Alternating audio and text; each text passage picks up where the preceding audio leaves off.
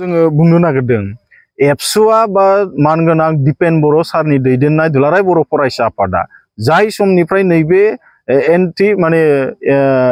Anti ST फोरनि हेंथायै जेसेबां जुजिदों बा आन्दालन खालामदों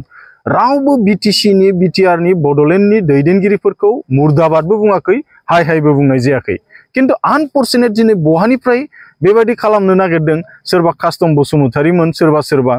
दिनै कमप्लिटलि बिपिएफनि बिथांमोना दिनै बेखौ पलिटिकल कालार होनो नागिरनाया बे जोंनि थाखाय दुखुनांथाव। दिनै नोंथांमोना नाय मोनबेसे आन्दालनावहाय दिनैहाय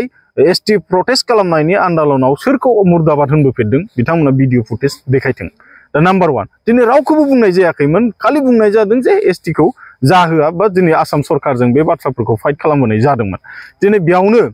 दाख्लै जोंनि फरायसा बिथांमोना गाव गावनि फिउचारखौ लानानै 29 तारिख खालि आन्दालन खालामबाय नैबे बड'लेण्ड इउनिभारसिटिनिफ्राय लानानै नैबे सेक्रेटारियेटसिम बेवहाय एसे एनै इमोशनजों मोनसे भायलेन्स जाबाय गंनै गंथाम सियार बायबाय दिनै बेखौ लानानै जोंनि मानसिफ्रा फुरा बेस्थ'थार माने सियार बायबाय ओरै बायबाय बिमा बिफानि सम्पति नामा बियो 5000 मुंख्लंनि बिनिमयाव मोननाय ठीक आसे जों बयबो मिथिगौ 5000 मुंख्लंनि बिनिमयाव मोननाय जिनिसखौ जोङो मानो नांगौ जुदि जोंहा जेबोआनो जुदि एसटि थाखांनाय 6टा जातिफोरखौ एसटि खालामखांनायनि उनाव जोंहा मा थागोन दिनै लाइमोनफ्रा बिनि थाखाय गिदिर कुइसन जादों। जों बै सियाराव जुदि जोंनि बर' मानसिया जिरायनो मोनाबा बे सियारखौ मानो नांगौ दिनै सियार बायनाया गिदिर खोथा नङा नाथाय सियाराव जिरायनो मोनाबा जों बेयाव नायग्रा जानाङोबा बिसोर देरसिन बाथ्रा। ओंखायनो दिनै बेखौ लानानै बुंगासिनो दङ दिपेन बर' सारनि माने इनस्टिगेशन दं बायदिसिना एबसुनि आरे भाई एबसुआ सोरखौबा इनस्टिगेशन होनांगौ दिनैनि तारिखाव सम नङा बिथांमोना बुंथों जे एसटि करन खालामनायखौ खालामहोयो ना खालामहोआ बेनि बाथ्राखौ बुंथों सियार बायनायनि डिबेटनि बाथ्रानि सम नङा दिनैनि तारिखाव गंबेसे सियार बायदों बिनि डिबेट जानांगौनि बाथ्रा गैया एसटिखौ नोंथांमोना खालामहोनो गोसो दं ना गैया दिनै सिटुएसना बेखौसो थिनदों दिनै बे बाथ्राखौ मानो बुंनो हायाखै मानगोनां कास्टम बसुमतारी आदा आं स्पष्ट बाथ्रायै दिनै बुङो नोंथाङा मानगोनां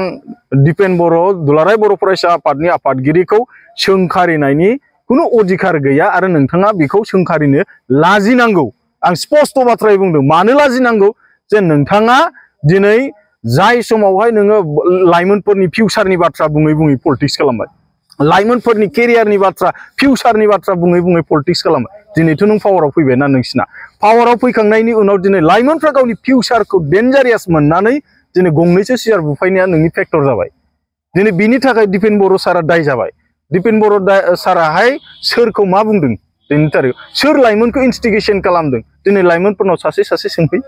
दिनै सोर सासे मानसिया सोरनि अर्डारखौ नेगोन जुदि नोंनि जिबनावनो जुदि डेन्जारियास जानानै दंब्ला फिउचाराव जेबोआनो गैलाब्ला रावनिबो बाव अर्डार नांनाय नङा आरो नोंथांमोना जुदि बे गंनैसो सियार बायनायनि सायावनो जुदि बेबायदि एलिगेशन लाबोबाय थानो सानदोंब्ला बेखौनो मसन हिसाबै दिनै मिडियायाव दामबाय थानानै बाथ्रा बुंनो सानदोंब्ला बेनिफ्राय गोजानाव था आरो सिटुएसना बेनिफ्रायबो गाज्रिसिन जागोन नोंथांमोना एसुरेस हो 6टा जातिफोरा एसटि जाया होननानै अब्ला नोंथांमोना बे लाइमोनफोरखौ सोरबाया इनस्टिगेशनबो होनाङा बादाबो होनाङा साइलेन्टलि बयबो गावबा गाव फरायनांगौ फरायगोन बयबो गावबा गाव खामानिखौ मावगोन आं बेखिनि बाथ्राखौ दिनै माने दिनैनि बे समावहाय माने खावलायहरबाय आरो सासे जोंनाव दंबावो आरो मोनसे बाथ्रा दाख्लै जों नुबाय थादों माने स्टुडेन्टफ्रा जेलानाखि आन्दालन खालामदों गंनै गंथाम सियार बायदों भेन्डेलाइज जादों बिनि सायाव केस होदों केस होनाय दिनैहाय समाधान खालामनो हाया हाग्रामा महिलारिया बिनि उनाव प्रेस मिट होदों जे बिथाङा बुंदों सोरबा आंखौ दांफैथों होनदों दम दंबा आंखौ दांफैथों बुंदों सोरखौ सिगिनाय जादों बेलाय नोंथांखौ सोरबाया बुनो नोंथांनि बिखा सेख'नो थै सेख'नो बिख्लो सेख'नो थाखाय रावबो आन्दालन खालामाखै हाग्रामा महिलारिया बेखौ स्पष्ट जानांगोन जे दिनै गाव गावनि अधिकारखौ गोमाजानो गिनानैसो दिनैनि लाइमोनफ्रा दिनैहाय बेवहाय आन्दालन खालामदों दिनै नोंथाङा खालामनो नागिरदों नामा सिगिनानै सोरबा लाइमोनखौ बुथारनो नोंथाङा खालामनो नागिरदों नामा जे सोरखौबा दिनैहाय बुथारनानै बे आन्दालनखौ स्टप खालामनानै दोननो खबरदार दिनै साफ्रोम लाइमोना दिनै गावनि फिउचारखौ लानानै दिनै सिन्था खालामदों आरो बेजों सोरबाया जुदि गेम गेलेनो नागिरदोंबा बे मानसिया गोजानाव थानांगोन सोरबा लाइमोना जुदि दिनैनि बे आन्दालननि गेजेरजों केस जानाङोब्ला आरो बेयाव साननानै ला जाय केस होग्रा बेबो इजि बारग'नाय नङा दिनै नोंथांमोना सय सम्पति जाबाय जानो हागौ नोंथांमोननि फिसानिफ्राय लानानै फिसौसिमा जानाय अभाब गैयै जानो हागौ नाथाय जोंनि साफ्रोम लाइमोना जायफोर नोंसिनो भट थुदों बै समावहाय बिथांमोनाबो दिनैहाय जेबो गैया। दा दिनैहाय जोंनि गेजेराव जाय थाखानाय एसटिआनो गावजों गाव सेलायनायावनो दिनै साख्रि बाख्रि मोनाखै, दिनै फरायनो थाखाय सुबिदा मोनजोबाखै आरो दिनै नोंथांमोना बेवहाय आराम सियाराव जिरायनानै भाषण होगासिनो दङ जे 6टा जातिफोरखौ एसटि खालामनायाव आपत्ति गैया। जों गासैखौबो बुंगोन दिनै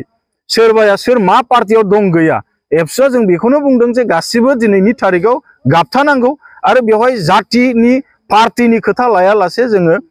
दिनै बेखौ रियेल फेक्टआवहाय जोङो मा खालामनांगोन, जोङो फाइट खालामनांगोन। जों बेखिनिखौ आसा फारियो आरो बेवहाय जोङो स्पष्ट खालामगोन दिनै जातिया अनोब्लासो नोंथांमोननि पलिटिकेल केरियारा गोबाव जोरगोन। जातिया जुदि अलखदाव जाबाय बिग्रायोब्ला नोंथांमोना साननानै ला नोंथांनि